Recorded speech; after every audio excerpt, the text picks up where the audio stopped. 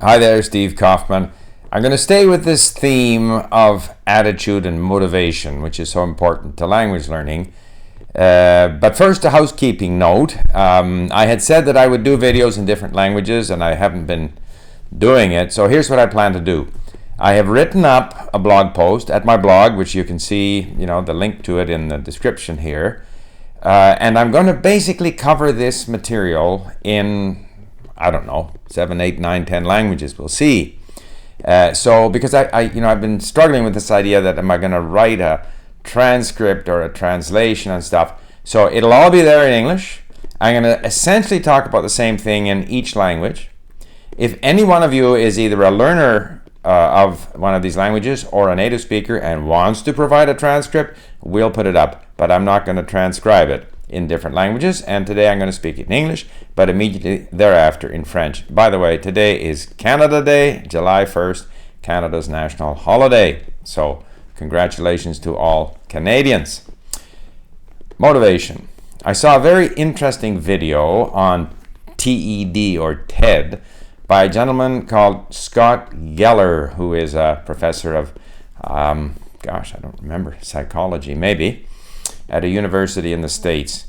And he referred to self-motivation, and in fact the whole talk is about self-motivation. You'll find a link in my blog post. And he says there are 3 key questions that one needs to ask oneself with regard to self-motivation, and these have tremendous application for language learning. And of course, remember that motivation is the overwhelming factor in success. If we want to become fluent, the key to fluency is motivation. Number 1, he says, ask the question, can I do it? This with regard to any task, but if you want to approach this task with confidence, you have to answer yes to the question, can I do it? Well, this really applies to fluency.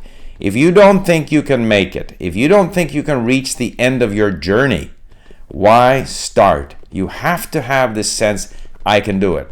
Now, I must admit that before I achieved fluency in a second language, which was French for me back when I was 17 years old, I didn't realize that I could do it. I had no concept of it. I hadn't done it before.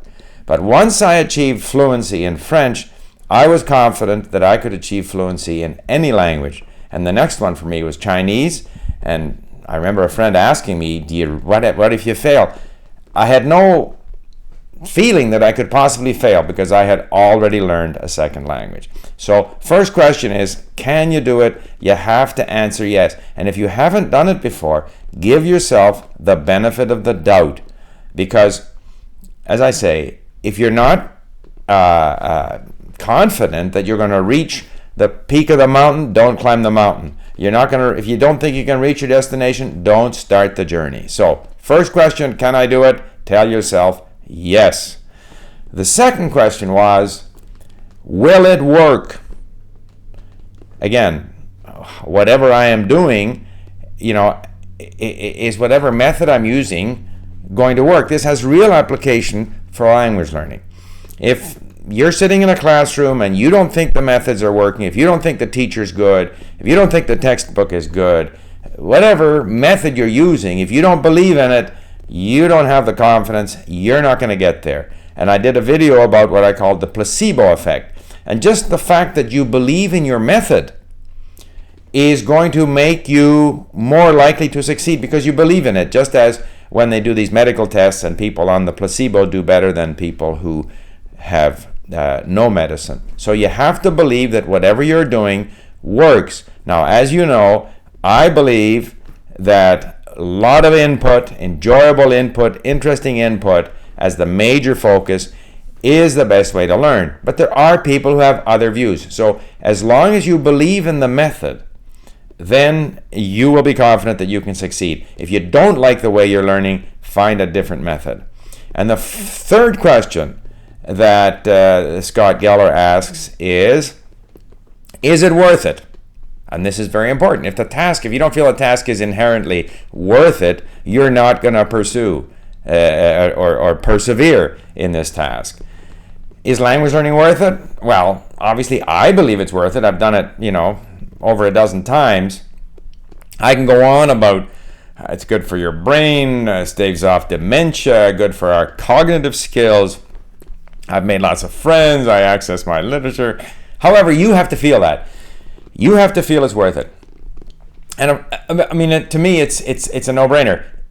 In order to prepare for my little talks now in different languages, I have the enjoyable task of listening to some of the audiobooks that I've collected here in French, in Spanish, in German, in other languages, just to kind of refresh my brain a little bit so that I might be a little more fluent in languages that I rarely use. And this is extremely enjoyable. But at the beginning, it's not enjoyable so much. You're struggling. The beginner texts are boring, and even when you first start into authentic material, it's tough because there's a lot of unknown words, and it still seems a little bit fuzzy. And of course, when you speak, you can't find words. And so why inflict this pain on yourself? Because ultimately, the results are worth it. So you have to believe that it's worth it. So if you can answer yes to those 3 questions, number 1, can I do it?